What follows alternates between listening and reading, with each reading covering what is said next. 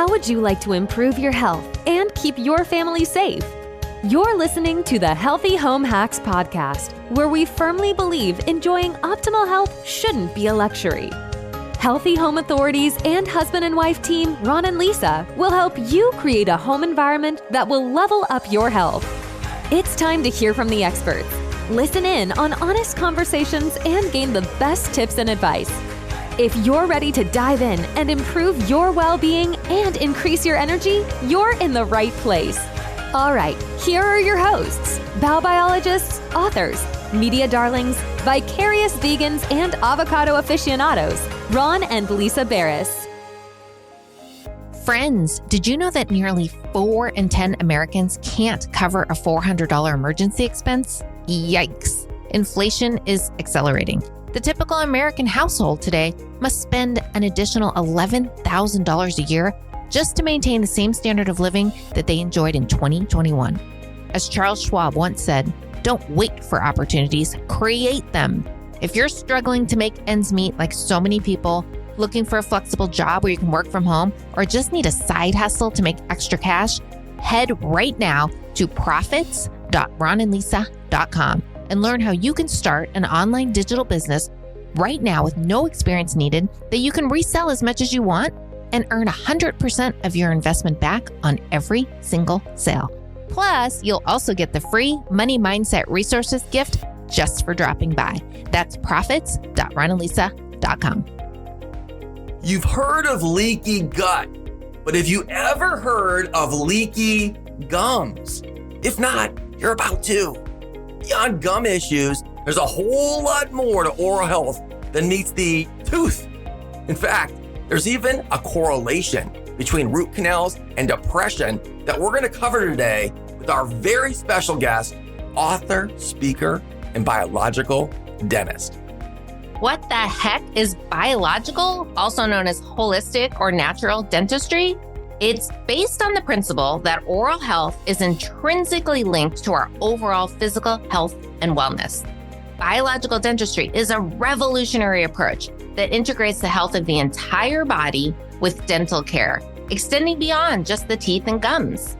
Biological dentists prioritize minimally invasive treatments. They avoid toothpaste with fluoride and other harsh chemicals like sodium lauryl sulfate, while offering healthy alternatives such as low radiation x-rays, root canal alternatives, patient education, and the use of biocompatible materials.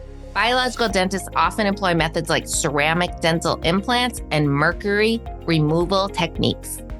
Today, we are covering oral microbiome, the risks associated with traditional treatments such as root canals and amalgam fillings.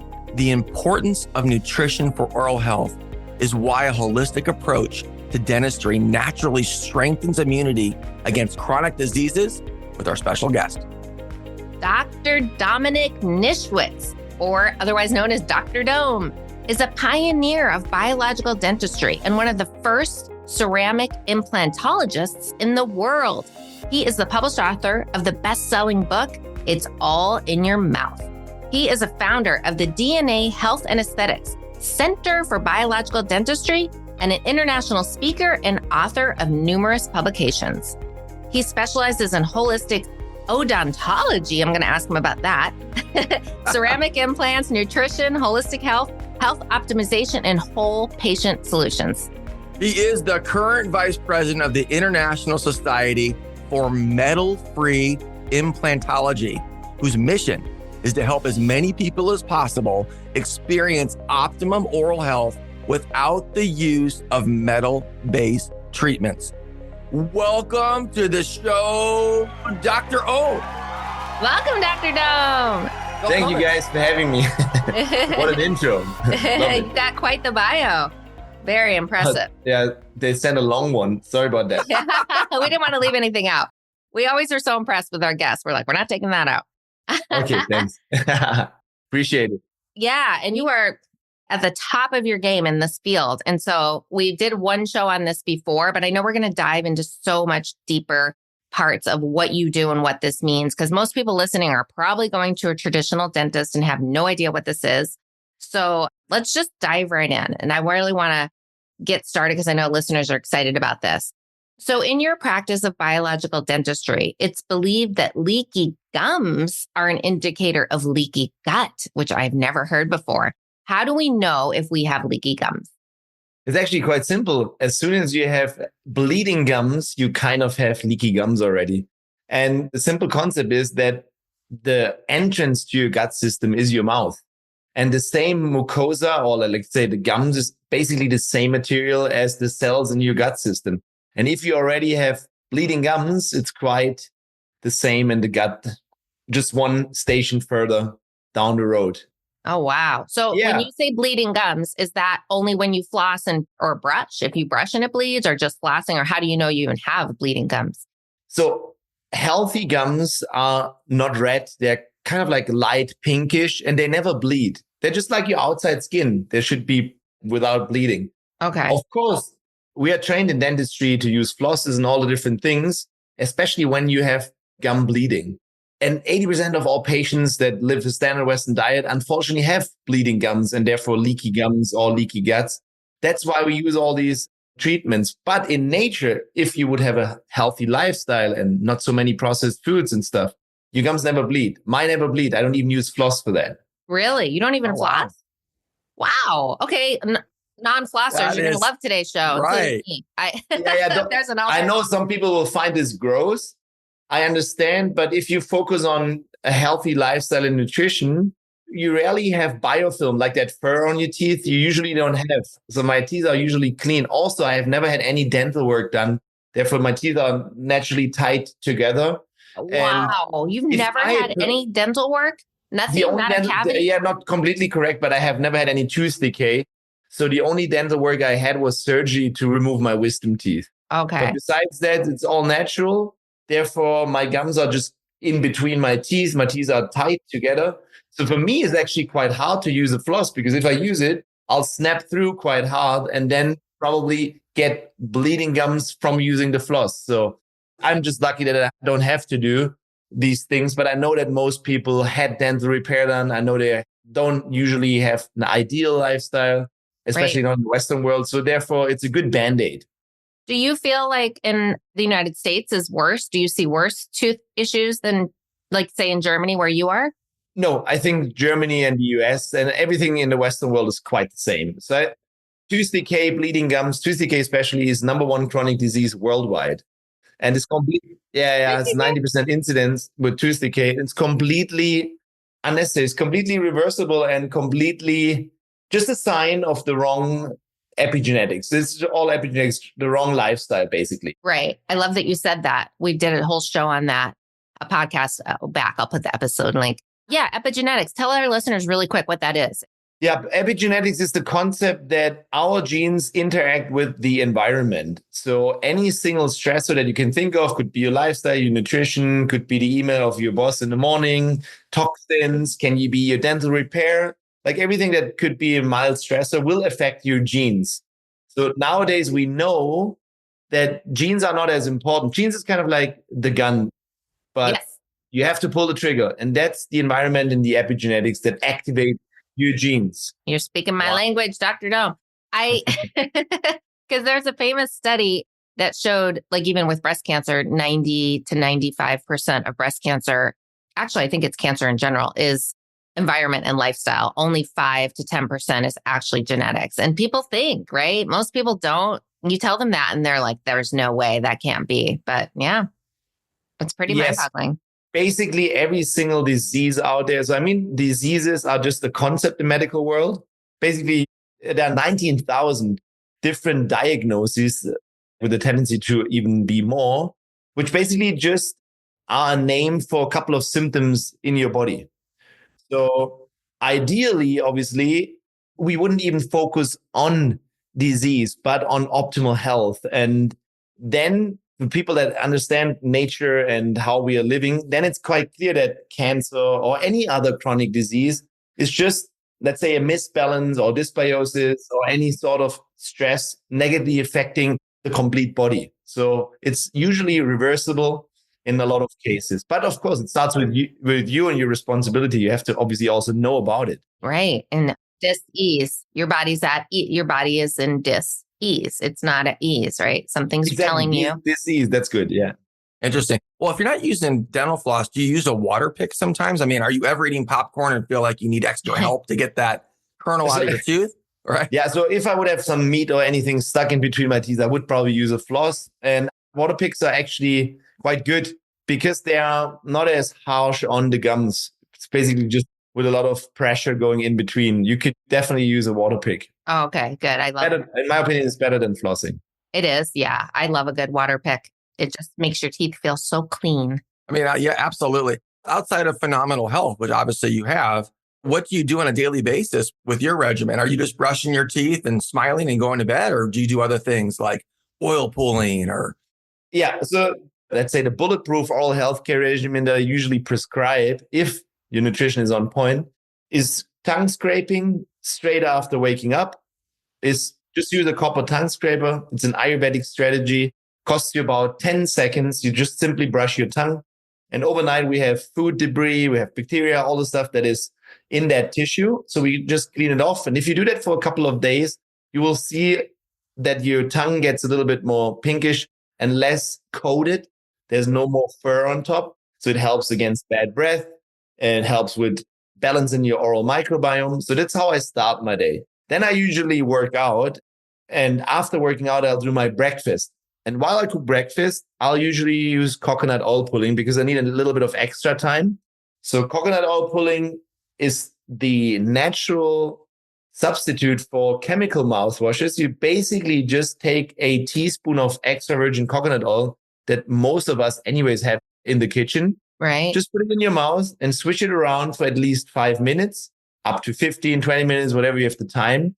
And then make sure to spit it out afterwards in the bin, not the sink. You'll maybe clog it.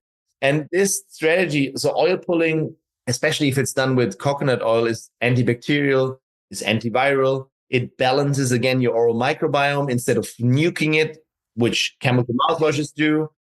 Helps with toxins, binds them, and also helps the gum, kind of like polishes your teeth and your gums. It soothes the gums at the same time. So it's just a simple, basically cost-free stuff. The only trick is, or the only hack here is, you have to do it. You have to make it daily and consistently. You don't have to do this twice a day. I think it's fine if you do it once a day. If you skip a day, it's fine too. But the habit is important, especially in wintertime. It helps also with your immune system and against all these common colds and stuff. So it's just an amazing thing.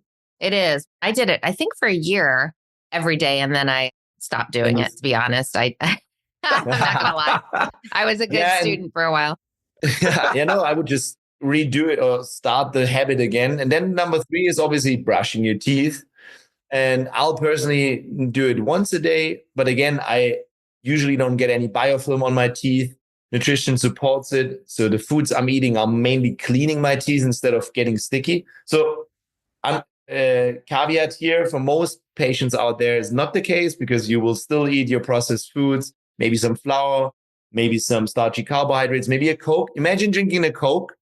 We don't do that, Dr. Dome. No, okay, you don't. We don't. Within a couple of minutes, you have that fur on your teeth, like all that coating. That's called the biofilm. Okay. If you eat, let's say, a steak on apple or raw carrot or whatever natural, it usually leaves you with clean teeth afterwards. There's nothing on it. Fruit so if in you have general, that lifestyle, no, I personally don't. But I know it's not for everyone. So still, I would say brushing twice a day. But important is, what toothpaste are you using? And conventional toothpaste, it's the pits. Yeah, it's a scam. It's basically just loaded with chemicals. Of course, all of us dentists are trained in university to use fluoride, because fluoride, we have been brainwashed into thinking that fluoride make your teeth super strong, which it really doesn't. It makes your teeth hard. That's true, but way more brittle. Yes. It's again a Band-Aid. It's also a strong disinfectant. It's a Band-Aid against the wrong lifestyle. This way. So maybe some people need it for a couple of weeks, but definitely not every single day. And also, the fluoride we're using is not the natural calcium fluoride that you find in nature. It's sodium fluoride, which is a complete chemical, completely soluble. And I know we're trained to spit it out, but let's face it, a lot of it will be absorbed by your gums. Your kids will swallow it. And it's compounding. Of course, one little toothpaste will not kill you, but do that 20, 30, 40 years. You're just accumulating fluoride, which is completely unnecessary. So Yeah, 100%. And I know that it's a byproduct of the phosphate fertilizer industry, isn't it? Fluoride, the fluoride that's used in toothpaste, I thought. It's a waste product. It's a waste product of a lot of different things. That's why they also tried fluoridating water. I think they do it a lot. I think in different states or even different cities, even in California, they still fluoride water. Right. It's a large percentage in the US. I want to say it's over 80%, I think, of water in the US is fluoridated. And exactly. Yeah, Dr. Dome, I've researched this a lot. There is no study that I'm aware of proving that ingesting fluoride, the way we get it in water, has any benefit. In fact, there's so many harms to it, right? There's really no benefit to ingesting. Like the debate of, doesn't make your teeth strong and should use it in toothpaste. Like some people think you still should, but why would you ingest it? There's no benefit to having it in your body, in your bloodstream. No, there's no benefit. And actually, there are a couple of studies showing, for example, lower IQ in kids with fluoride consumption, fluoride being toxic to your thyroid. It's just another toxin. And let's say it this way, there are safer alternatives without any side effects. So I'd rather choose the safer ones, especially if I know, as a dentist, I know if you use too much fluoride, you end up having dental fluorosis, which is these mod-like teeth that look like spotted, spotty, yellowish, whitish. And this is from too much fluoride. So you never know how much you get. And therefore, the substitute or the natural alternative, which has a lot of research around it. You don't learn it in university yet. Unfortunately, it's called hydroxyl apatite. Super simple. That's what your tooth is made of. So a good, healthy toothpaste should definitely contain hydroxyl apatite. Really? Wow. Okay. Yes. I don't think mine does. I've never heard of that. Most of them don't. And there's a list of other chemicals in conventional toothpaste, not just fluoride. There's SLS, which is a detergent. Why would you put a detergent? Right. Just to foam, yeah? Then there are lots of sweeteners in it, sorbitol, sucralose. Why? Because it tastes, some of them have that. Tastes so chemical. Therefore, they need some sort of sugar to make it taste better. We have triclosan in it, which is, again, an antimicrobial, killing your good bugs in your mouth. And titanium dioxide, which is banned in Europe for 2 years now, but it's not in the US. This is just a white color. So titanium dioxide, anything that's white, even your chewing gum and your makeup, look for titanium dioxide. It's a known immune disruptor. Why would you put it into your mouth? Right, that makes just no sense. Right. Artificial colors, artificial flavors, that propylene glycol, all of this nasty stuff that people don't read labels, right? And so once you read the labels and get aware, So there's good, healthy toothpaste out there, but that ingredient I'm going to have to look for. Now, do you have a brand or two that you know is sold in the US that you could give a shout out to, or no? So there's a colleague that is informing about a lot of these things in the US. His name is on Instagram as the dentist, Mark Burhenne. I think he recently came out with a toothpaste. I haven't tried it yet. Okay. But maybe if you Google this and then you find something. Okay. There are a couple of them. What I would just look for, mostly the problem is you will probably not find it in any stores, not in any conventional supermarket. I've tested or checked out every single supermarket when I go to the US, when I go to Africa or Bali. The oral healthcare aisle is like copy paste. It's all the same. It's Colgate. Really. So many choices, but they're all terrible, right? Yeah, exactly. They're all the same, just different brand names on it, Colgates and Oral-B, and you know how they all work. It's all exactly the same. Same amount of fluoride, same amount of toxins. And it's hard, even if I read labels, it's super hard to find something good. For Europe, I've produced my own toothpaste finally, which comes out soon here. Maybe we can make it to the US. That would be great. Too. Yeah. Yeah, I designed it as a supplement. You can basically do it twice a day. I would definitely do it twice a day because then you get the right nutrients and it tastes good. You can eat it. Your kids can eat it. Oh. Yeah, that's the way how it should be. It contains obviously hydroxyl apatite is important, but xylitol would be something I'd like to see in a good toothpaste. Xylitol is a sugar alternative. It's from birch sugar. Recently, there has been a lot of fuss about xylitol being a problem for your heart. It's not correct. So xylitol is definitely okay because, let's say, the more pathological bacteria in your mouth that usually like to eat sugar and then get acidic and do these tooth decays, Streptococcus mutans, for example, they like to eat xylitol, but they cannot digest it. So they just die from it. So okay. kind of like a Trojan horse. Right. Trojan horse. Okay. Yeah. So these are the things, or coconut oil based. So just read the ingredients. And if you would eat it, it's amazing. Yeah. Important is to have some sort of an active ingredient because a lot of these natural ones don't. Yeah. And like kids, we were talking about the kids' toothpastes are the worst, I think. I mean, they've got so much like bubble gum and all these flavors, and nobody really thinks, what is that flavor? Oh, it's chemicals, it's sugar, it's artificial colors, it's all the stuff you don't want your kids having. And of course, kids are swallowing the fluoride toothpaste that comes with the poison, right? The skull and crossbones, correct? When they ship these toothpastes, I heard the boxes have skull and crossbones, saying if kids swallow more than a pea size, take them to emergency. Yeah, why would you put something like this in your mouth? And I can definitely attest to this. When I was a kid, we had a toothpaste that tastes like gum. So I would eat it. My brother would eat it too. So we probably ingested a lot. You just snitched on your brother. You just snitched on. I did. Yeah, we did. We ate it. It tasted amazing. I still have it in my mind, but that's not the You way. miss it. You miss it, Dr. Don. No, but it's true. And that's kind of sad that they make something that they want kids. I mean, they say it's to make them brush their teeth, but I don't know. There's healthy sugars and things they could have been using instead. There's natural colors they could use instead. So you have to wonder sometimes why they're doing it. I know some people feel that there shouldn't be any sweetener at all to it because there's this theory that any sort of sweet things will trigger some sort of an insulin response. I think it's just in the micrograms, like very tiny amounts that really don't bother. So xylitol is okay, hydroxyapatite. Look for these things and you probably have to find something online. We're going to circle back to leaky gums where we started from the beginning, right? People want to know, is there a way that we can check this at home? And if we do have leaky gums, what is the next best step for getting our healthy mouth back? What do we do? How do we get back on track? So the initial glance in your mouth is just, do you have red and swollen gum tissue? Is it bleeding? If you touch it, does it bleed? If you use a brush or floss, is it oftentimes bleeding? Or just simply being red and swollen? Healthy gums are more light colored pinkish. They're not red and swollen. So a lot of patients have that. And usually because they have that fur on the teeth, the biofilm. So obviously we still need cleaning.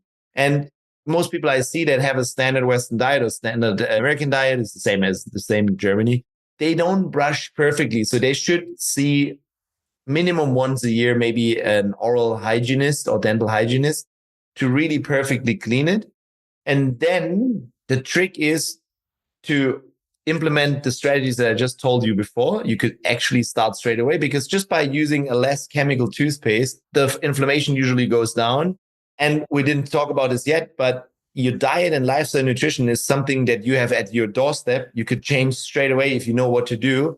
This will also reduce the inflammation. There's a good study showing that our ancestors, they didn't brush their teeth, but they had no inflammation, no tooth decay, like Western brides even visited them, nothing, but they didn't have processed foods. They just eat real foods.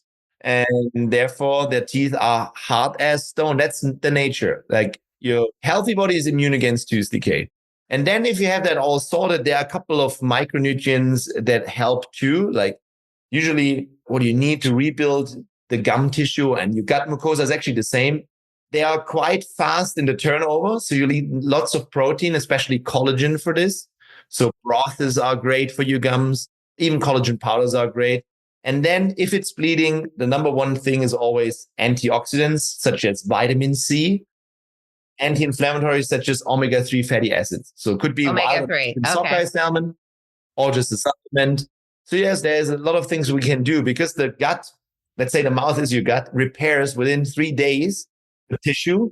If you have the right substrate and you exclude the bad stuff, it's quite fast. That is but fast. For most people, or for a lot of people, it takes 30 days because they're just so much in a deficiency. Right. And they have a little bit of a, let's say the forest is burning right now. It's like there's a fire in the woods in their tissue. And they basically put a little bit of gasoline in there every single day. So first of all, you have to get rid of the fire and the gasoline, but then put stuff in that heals and soothes as possible. Stop the problem and then heal. Yeah, exactly. Exactly. Stop contaminating. So we go to a holistic dentist here in Southern California, and she uses ozone therapy, ozone water, ozonated water, if I'm saying that right. Is that good? Are you a proponent of that? Yes. In the clinic, we do fresh ozonated water every single day. Okay. Because ozone in water is not stable. It's mainly 24 hours, but therefore we do it fresh. We have an ozone generator that produces fresh ozone from medical oxygen straight into the water. And we can go as high as 80 gamma, which is 80 micrograms per milliliter in that thing. So that will definitely disinfect your mouth, but in a more balancing way, not by nuking everything. It's more like it doesn't really bother your immune system too much. Yeah, because is it toxic to inhale? I mean, I thought state of California banned it. I don't even know. Obviously, it's not banned because the dentist offers it, but there was a time, I think, when it was banned. And is it toxic if you inhale that? You don't want to inhale straight into your lungs. You don't want to inhale ozone gas straight into your lungs or your nose. That's what you don't want to do. But we use ozone gas for a ton of things. Like, for example, every single surgery, for example, we're taking out a root canal that it was infected. We clean the socket with the ozone gas straight from medical oxygen straight into the socket. Or I take out a cavitation, which is chronic inflammation of the jawbone. We disinfect it with ozone. We also use a lot of rectal ozone for our patients to detoxify the body and also help with dysbiosis in the gut. This is something you could do at home if you have an ozone generator. Really? Treatment. Yeah, some people do coffee enemas, you know? Some people do Close your windows when you do that, guys. Yeah, definitely. You don't want the neighbors watching that. Close the blinds, please. Yeah, so coffee enemas help your liver to detox. And the same is for ozone. Ozone gas is just way simpler. It takes like 2 minutes. And it on top, it kills viruses, fungi, parasites, which oftentimes live in your colon too. So it's both detoxification and balance in your microbiome. So when you say you don't want to inhale it, how do you use it and not inhale it? Do you put a mask on or do you just... No, we have just tiny cannulas that go straight where it has to be. And we also have a suction in the mouth right next to it. So whatever gas comes up, no one will inhale. No one is. Okay.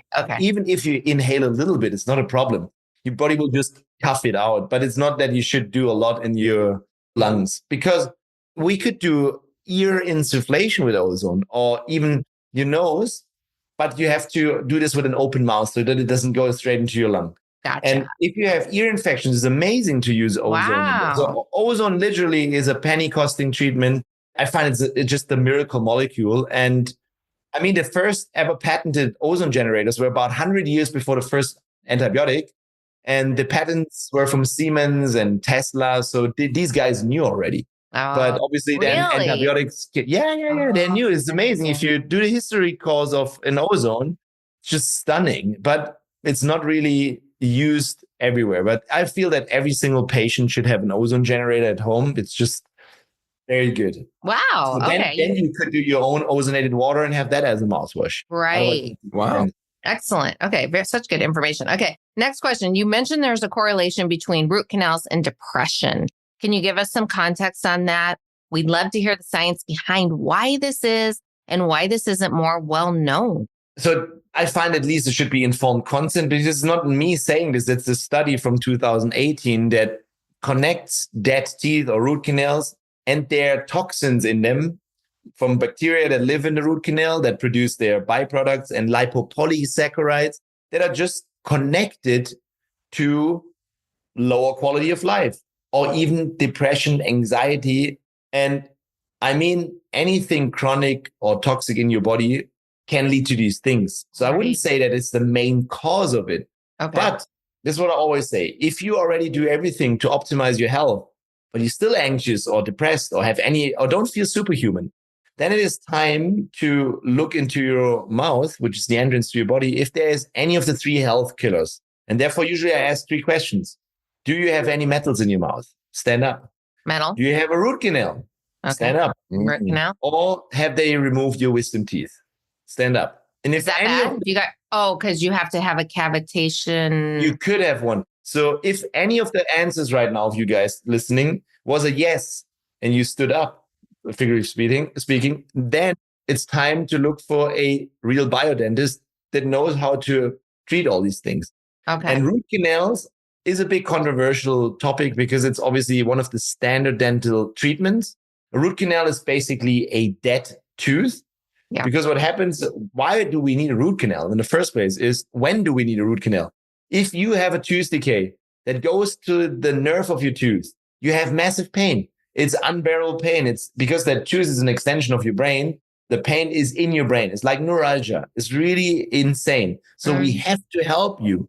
You ruined it as a patient because you had that tooth decay in the first place. But we have to help you. And what we do is we take out the vitality of that tooth, which is the pulp containing blood supply, containing the lymph supply, and the autonomic nervous system. So we clean it out, we take the vital parts, and then disinfect it and fill it up. It's really, for all the dentists doing this, it's really a fine art, and it's really difficult because it's so tiny, but it comes with a couple of challenges for the overall body in the long run. So no doubt about it, a root canal works for biting. We can't discuss it. It works sometimes for 10 years, 20, 40, 50 years even. But I say it was never a good idea to leave something dead in your body because no medical department would do it. If you have a black finger or gangrenous foot from a diabetic, they take it off, That's right? a good point. Yeah. But no one sees that dead tooth sticking in your jawbone. We can also cap it. So it looks amazing, but it's rotten underneath. So you have the bacterial toxins in there that are actually harmful for the body. They can also become a toxin, meaning putting an extra burden on your detoxification system. And also everything organic decomposes. So, if you throw a rest of your meat into the bin, within 2 or 3 days, it just stinks. Right. Same with that tooth. Ew. So 99% of all dentists will now tell you that's bullshit. It's not. Our focus is not just biting. Our focus is optimal health. And we don't want to have anything chronically triggering you. So therefore, we remove them. And that's anaerobic, correct? So when they do a root canal, you now have the anaerobic bacteria. So the anaerobic bacteria probably already caused that tooth to get inflamed because it went into the pulp. There are studies showing if you have a healthy tooth that's completely natural, because of that immune system in that blood supply in there, we have a natural protection against the bacteria that are always in your mouth.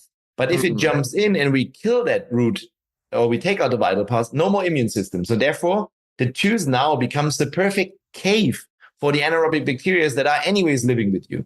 They can just jump in there. And if you see the root in an electron microscope, you see that there's about 30 to 75,000 dentin tubules, very tiny tubules per square millimeter in that tooth. So if you put all these tubules together, it's around about 1 kilometer of length per root where all these bacteria can just live in. Wow. It's a harbor, it's a cave. And the problem is our macrophages, our innate immune system, the cells are too big. They can't get in there.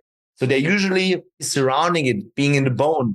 Therefore, if you really diagnose it correctly with a 3-dimensional X-ray, like really look at the tip 3-dimensionally, 80+%, probably even 95% of all root canals have some sort of chronic inflammation because they're chronically infected. And the inflammation is just your immune system doing this. There are sometimes huge cysts on top. And the problem is it doesn't really hurt because it's something chronic. They usually don't have a cone beam scan, which is the 3-dimensional one, just a 2-dimensional one. So they miss a lot of the cysts.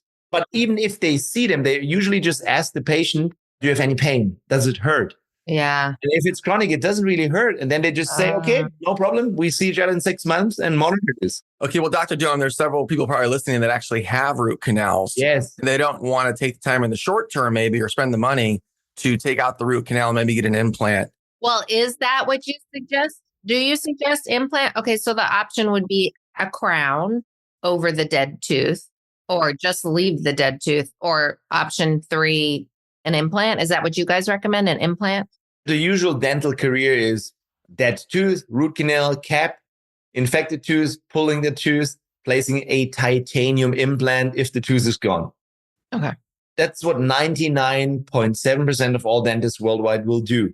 Okay. We don't do a titanium implant because it's another metal. Yeah. Like I just said with titanium dioxide, the same happens for the surface of that implant. As soon as you drill that in the bone, it's quite clear that titanium dioxide particles will go into the bone, and then you find them in local lymph nodes, activating the system, causing peri-implantitis. Not for every patient, but for more than 30%. And this is just insane.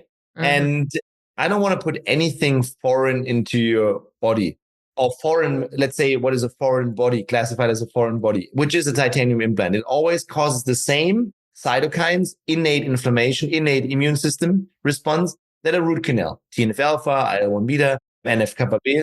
So what we do for more than a decade is removing that tooth, obviously disinfecting everything perfectly, but then place an immediate ceramic implant.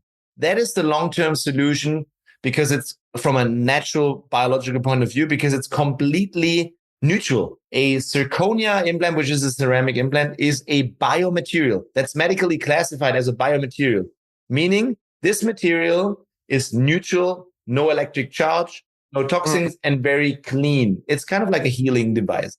Obviously, what you need to focus on is keeping your healthy, vital teeth. That's the best material. Yeah. But if you had a root canal and it's chronically infected, it should be just seen as a long-term temporary, but the goal should be to get it out and replace with an immediate ceramic implant. Sure. Again, 99.7% of all dentists will now tell you that's complete bullshit, it doesn't work. It does work. I've placed more than 5,000. So if it would work, I wouldn't do it. Yeah.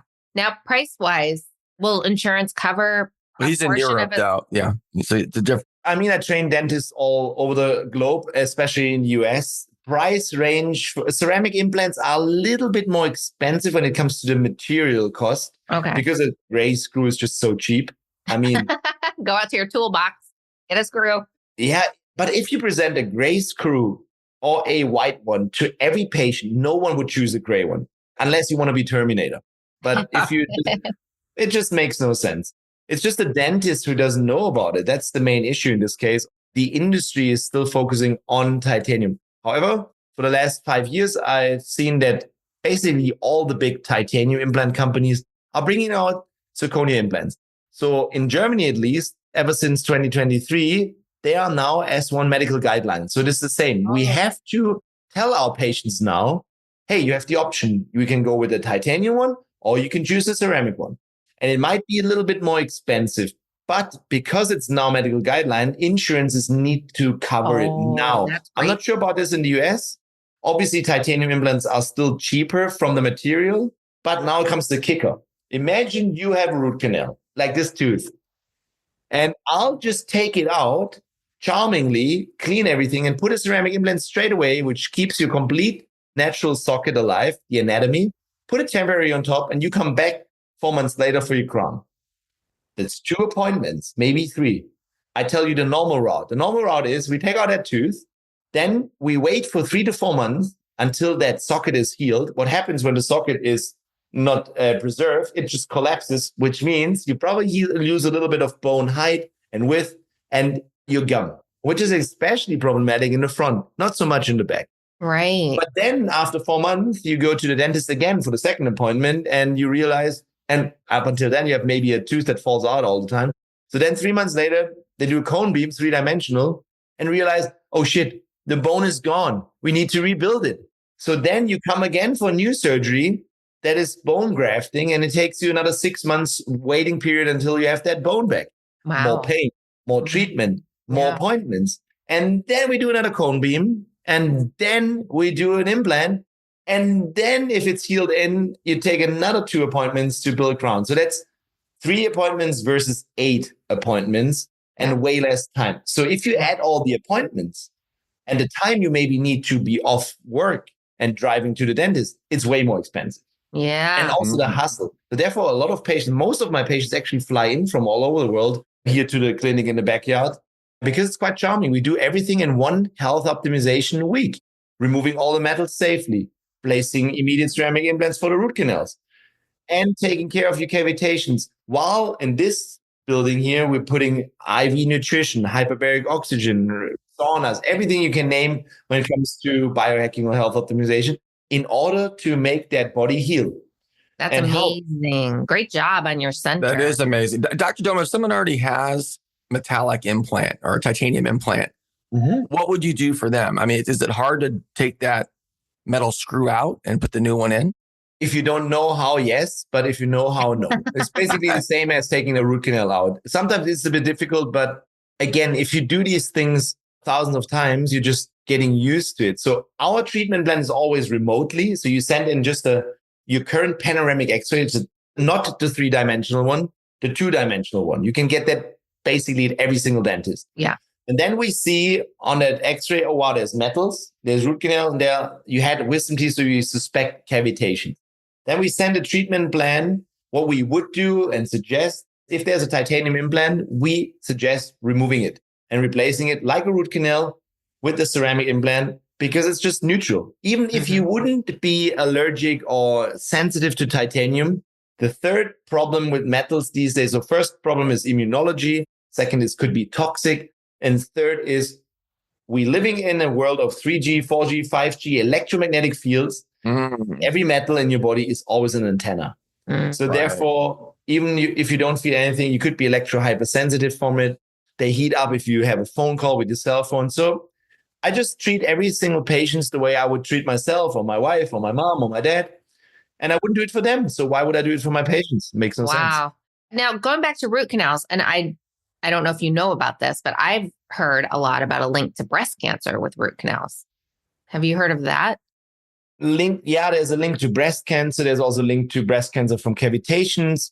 Just super simple. Again, the main issue is stress, chronic stress. Chronic inflammation is chronic stress. So anything chronically infected leaves you with a chronic inflammation. We don't want to have any chronic inflammation in our body because this will disrupt your system, can lead to cancer in the long run. Never say it's causative for it. But even in medical world, if we have a patient with cancer, they send to us and check for possible toxicity or possible inflammation. Problem again is the dentist will only look for gum disease and maybe tooth decay or maybe an infected root canal, but not as thoroughly about metals. So we would then obviously look into everything that could remotely cause any inflammation, because that's what we want to reduce. Basically, zero inflammation, because this will lead to ongoing stress, and cytokines and all these things are connected, or stress hormones, neurotransmitter disbalances is connected to cancer again. So get rid of all inflammation, chronic inflammation. Acute inflammation is amazing. Chronic inflammation is the problem. Okay, yeah. And explain what a cavitation is. So I'm sure everybody listening's probably had their wisdom teeth removed. Like what percentage of people have them taken out? I would actually guesstimate, I don't have correct numbers, in the Western world, 80% plus. Wow. Okay. I've had mine. You've had yours. The problem is, again, epigenetics, because we're just growing too narrow because of the wrong food, not breastfeeding, whatever. We can go into this later. But let's say you had your wisdom teeth pulled. Usually the only thing you get informed of is we will have a local anesthesia. We will take, or maybe a full anesthesia. We take out the wisdom teeth. You will take painkillers. You will apply cold and you will be swollen for days. And that's it. Yeah, right. So on your merry way. Exactly. Problem what happens here, and this is something you don't learn in university yet, is that this is a shock for the system. Huge surgeon, fast, big cuts, growing teenager, nutritional deficiency. You basically come into surgery unprepared systemically. So your body can't heal it. And what happens over time is, because there are not enough nutrients, the bone doesn't really ossify. So it's not really building bone, but it leaves a cave. That's why we call it cavitations in layman's term, a cave in the jawbone where that tooth was. And the better word for that cavitation is FDOJ. That means fatty, degenerative, osteonecrotic jawbone, because that's what we find there.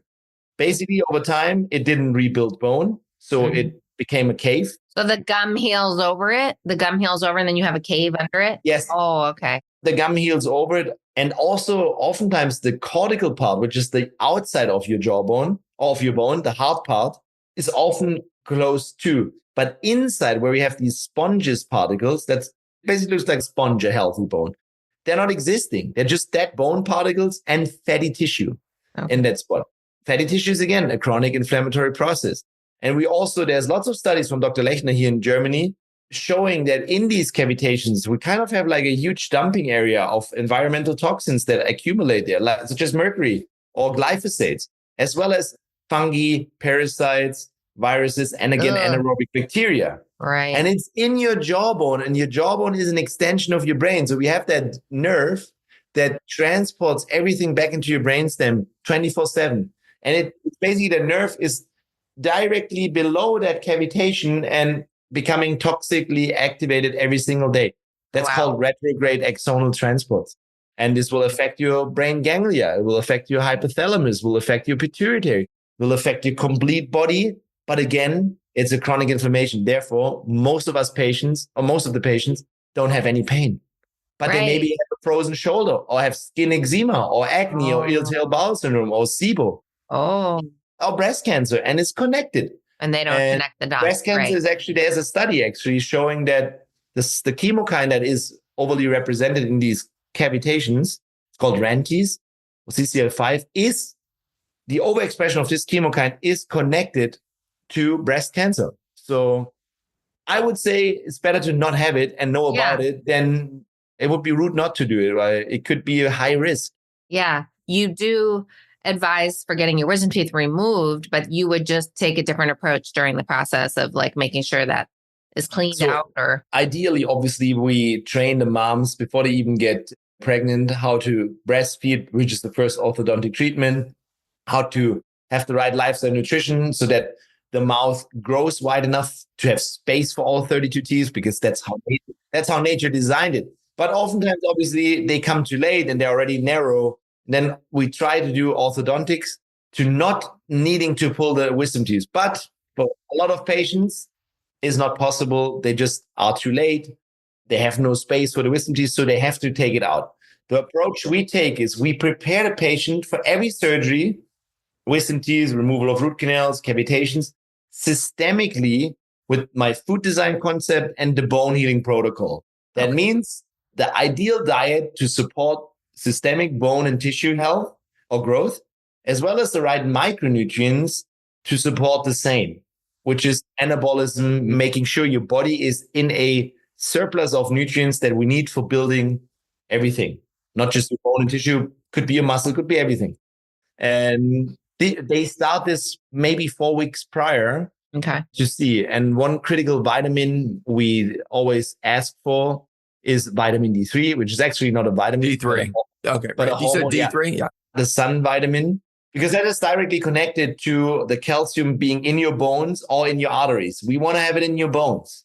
So basically, tooth decay is kind of like osteoporosis of your bone. And cavitation is an osteoporosis in your jawbone, but with the extra that is inflammation, chronic inflammation, cytokines, as well as parasites, viruses, fungi. Again, another cave that you don't need. And problem is, again, we don't learn this in university. Therefore, your doctor won't diagnose it unless he knows about it. Right. Now, Dr. Jum, I know we're getting close to time, but do you have any patient testimonials you can share with us before we leave soon?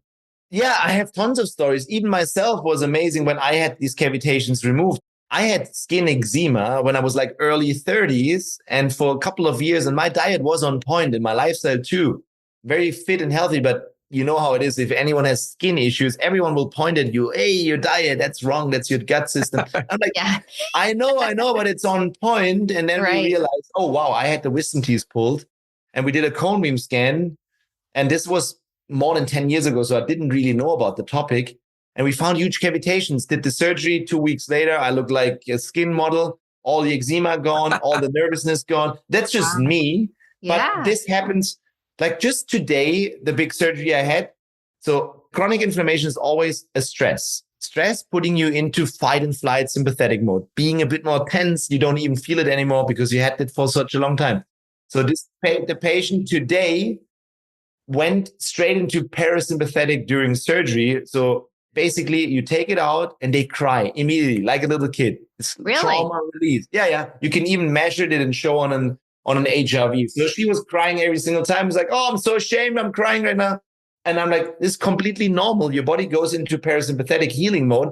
Whoa. It couldn't be better. So they get, during surgery, patients get relaxed. You cannot imagine it if you don't witness it. Or another patient that comes to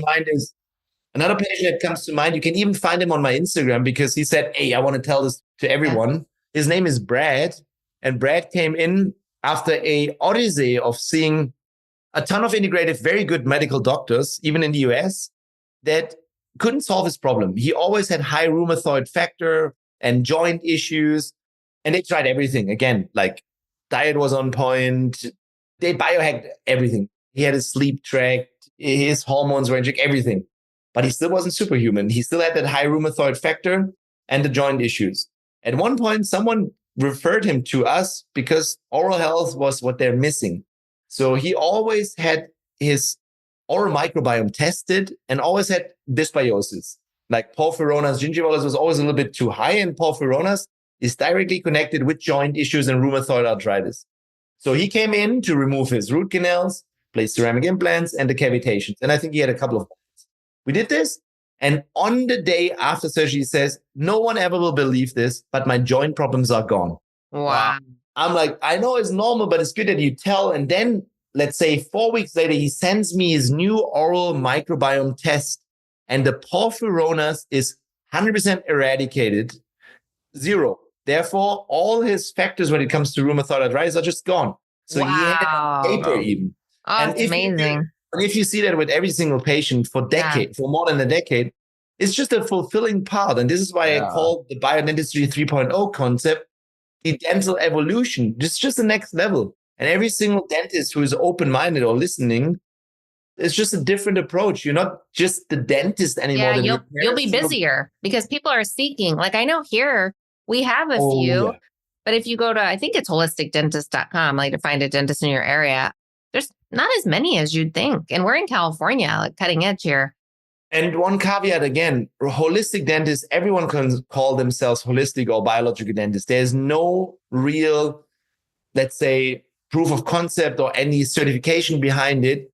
And therefore, I saw so many holistic dentists performing a holistic root canal, which is complete bullshit, or still doing metals, but other ones that they have tested before. So the only ones that I can recommend are the ones that are really 100% certified, either through our curriculum or through the new Biodentistry 3.0 certification. And I explicitly have created a tribe that I call the real biodentists, aka the real bees.